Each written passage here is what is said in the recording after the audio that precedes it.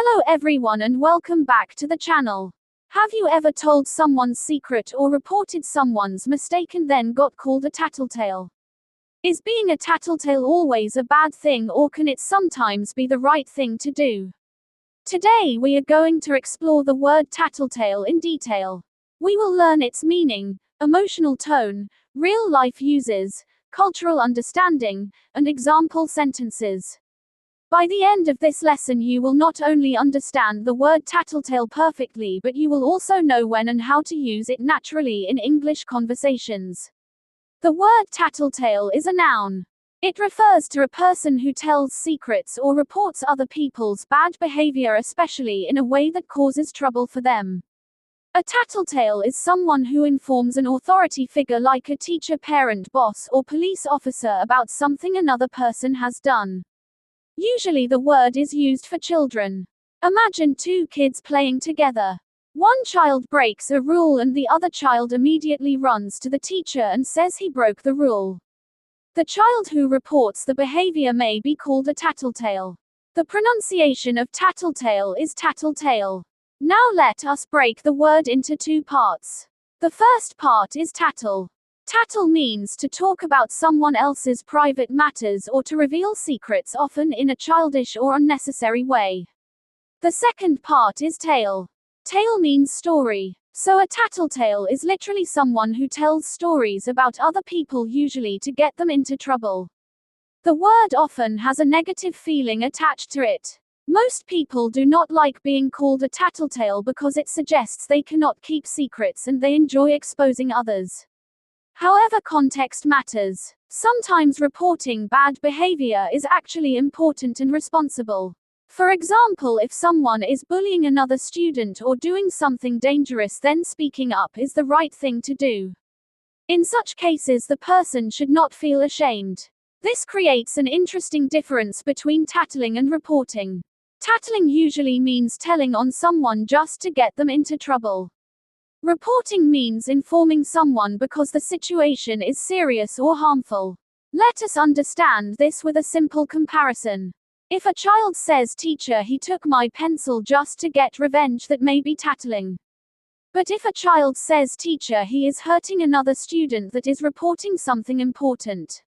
So the intention behind the action matters a lot. Now let us look at the emotional side of the word tattletale.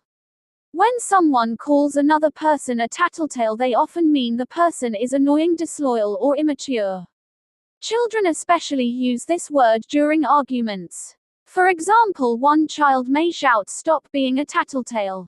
Adults can also use the word humorously or seriously. A worker in an office who constantly reports co-workers for tiny mistakes may be described as a tattletale. A friend who reveals private information may also be called a tattletale. Now let us explore some common situations where the word tattletale is used. The first situation is in schools. Schools are probably the most common place where the word is heard. Children often accuse each other of tattling. For example, if one student whispers during class and another student tells the teacher, the first student might say, "You are such a tattletale." The second situation is among siblings. Brothers and sisters often tell parents about each other's actions. One sibling may complain, "Mom, he ate my chocolate." The other sibling may reply, "Stop tattling." The third situation is in friendships. Sometimes friends share secrets. If one friend reveals those secrets to others, trust gets broken. In that case, someone may say, "Do not be a tattletale." The fourth situation is in workplaces. Although adults do not use the word as frequently, some office workers are known for reporting every little thing to the boss. Co-workers may quietly think of that person as a tattletale. Now let us learn some related words and expressions. The first related word is snitch. Snitch is very similar to tattletale but stronger and more negative. It is often used in informal language and can even sound dangerous in some situations. A snitch is someone who informs authorities, especially police or leaders, about illegal or secret activities. The second related word is informer. Informer is more formal and neutral. It simply means someone who provides information. The third related expression is tell on someone. This means to report someone's bad behavior. For example, she told on her brother for breaking the vase. The fourth related expression is spill the beans. This means to reveal a secret. For example, he spilled the beans about the surprise party. Now let us talk about how parents and teachers deal with tattletales. Many parents try to teach children the difference between helpful reporting and unnecessary tattling. They may ask questions like, "Are you telling me this to help someone or just to get someone into trouble?" This teaches children responsibility and empathy. Teachers also encourage students to report serious problems but not minor personal complaints. This helps children understand social boundaries and trust. Now let us explore how the word tattletale appears in movies, books, and cartoons. In many cartoons, there is usually one character who constantly reports others to authority figures. That character is often disliked by the others. This type of character is used to create humor, conflict, or drama. In stories, a tattletale character may eventually learn the importance of honesty, friendship, and balance. Now let us examine the grammar of the word. Tattletale is mainly used as a noun. For example, Jenny is a tattletale. However, people also use tattle as a verb. For example, stop tattling on your sister. The adjective form is not very common, but people sometimes say tattling behavior or tattletale behavior. Now let us move to 5 detailed example sentences for the word tattletale. Example 1. The children refused to play with Ben because they thought he was a tattletale who reported every small mistake to the teacher. In this example, Ben is disliked because he constantly informs the teacher about others. Example 2. My little sister became a tattletale whenever she wanted attention from our parents. Here the word shows childish behavior connected to seeking attention. Example 3. Nobody likes a tattletale, but speaking up about bullying is still the right thing to do. This sentence shows the important difference between harmful tattling and responsible reporting.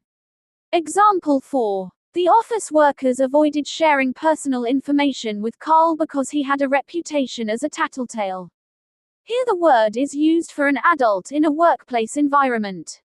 Example 5. The cartoon character was funny because he acted like a tattletale and exposed everyone's secrets.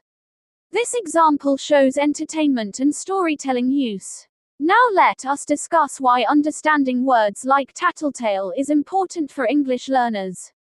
Many English learners study grammar and vocabulary, but they sometimes miss emotional meanings and social context.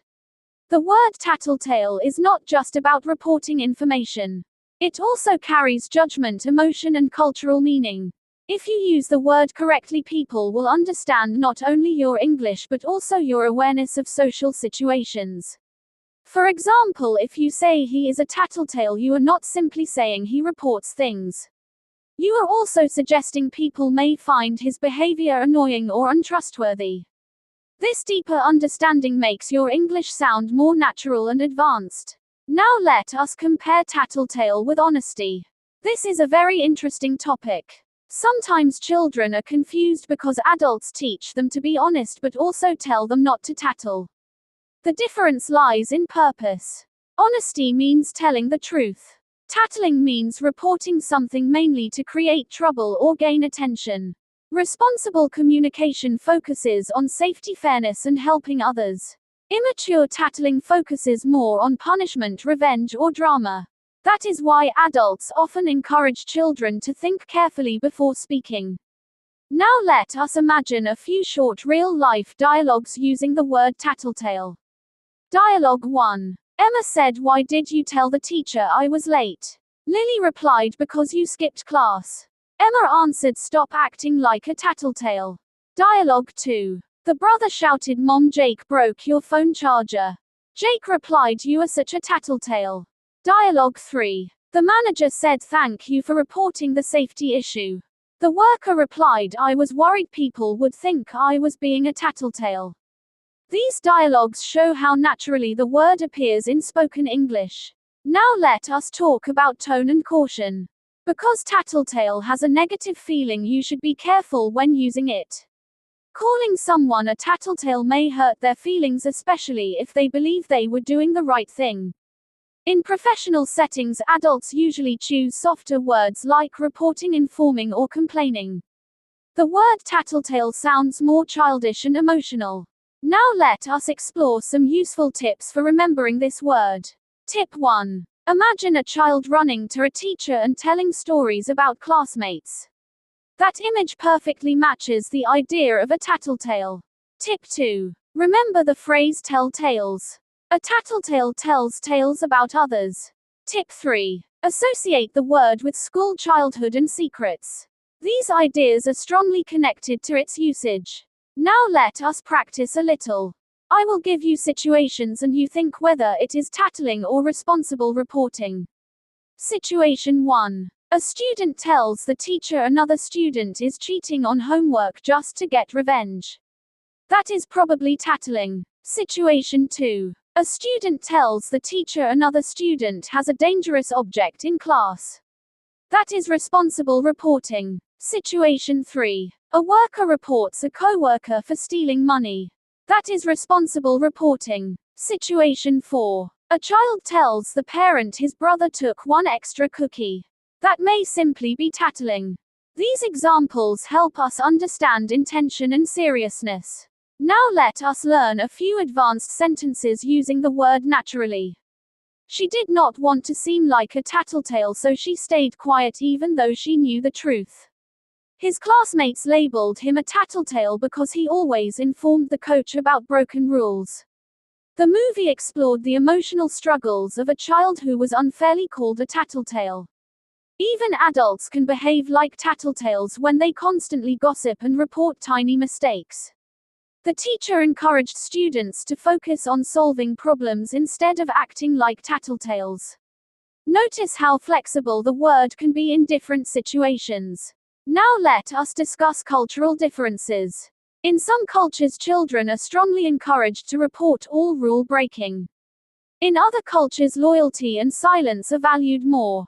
Because of this, attitudes toward tattletales can vary around the world. English-speaking cultures often try to balance honesty with respect for privacy and relationships.